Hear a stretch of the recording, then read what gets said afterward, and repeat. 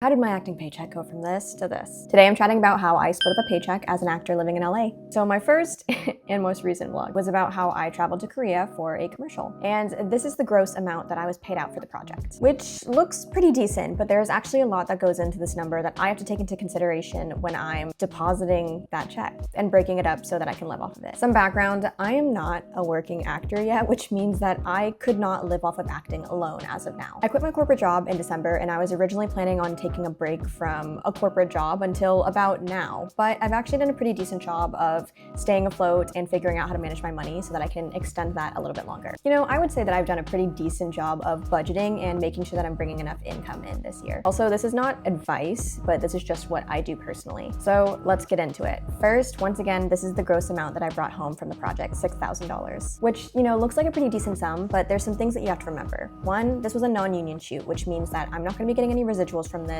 And yes, there's a couple of renewal options built into the contract, but I honestly doubt that that's going to happen. So $6,000 is pretty much it in terms of what I'm getting for this project. When you book a commercial project as an actor, it's really important to think in terms of time and not just dollar amount. For this project, time-wise, I spent 2 days in the air for travel. I had an off day, I had a fitting day that was basically a full day, and I had our shoot day. So this trip, really cool experience, but it did take me out of my normal schedule and away from my availability for about 5 days, not including the jet lag. Also, things that I think about when booking commercials is the usage terms and length. So one, where is the ad going to be run? Is it going to be run regionally, nationwide, or internationally? Two, where is it going to be placed? Is it going to be just digital, which usually means like social media or internet ads, YouTube pre-rolls, things like that? Or is it going to be broadcast or out of home? Digital is typically cheaper than broadcast, for example. And then three, how long do they actually have access to my likeness? Because that's what you're selling here when you're a model or actor doing a commercial. For projects like this, I really try to not agree to anything over a year. And I certainly don't agree to anything that requests my likeness in perpetuity anymore. So with all of that in mind,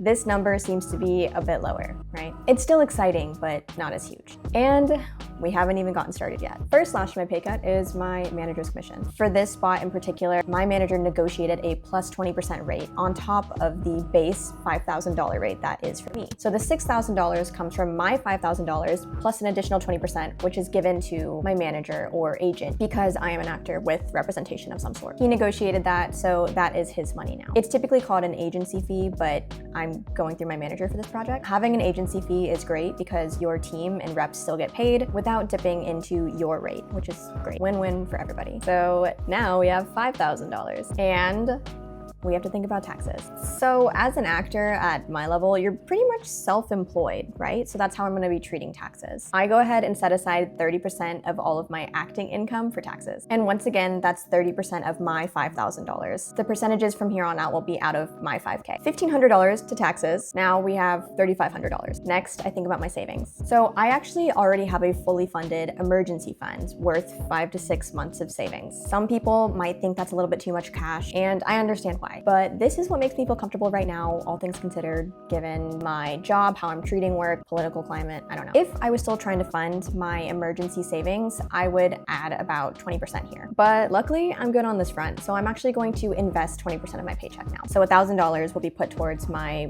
Roth IRA, my retirement, and a brokerage contribution. That investment is basically just a lot of different index funds. Now we have $2,500 net. Kind of. This is going to be more or less my take-home pay after taxes, savings, commission, everything like that. And look, it's nothing to sneeze at, but transparently, once I get rid of rent and utilities and groceries, it's basically like $100 maybe. So that's my leftover fun money from this paycheck. Also look, booking this was amazing, but being an actor results in extremely variable income from month to month, realistically. And that is why I still freelance, take on brand deals, and do content creation while I'm pursuing acting. To pat myself on the back for a little bit, it's also worth noting that I did all of this in addition to working a full-time job, 40 plus hours a week for years until I quit my job in December. So yeah, I was majorly burnt out. But doing all of these things allows me to live a relatively comfortable life in LA while saving for my future and pursuing a creative career that I love. I didn't even really get into this, but I also think a lot about deductions, write-offs, things like that in terms of my acting and content career. I would love to chat about that in a different video if anybody's interested, but let me know if you want me to go into the details of cost of living in LA, my spending habits, what I actually spend my money on, and how I'm mindful of my spending.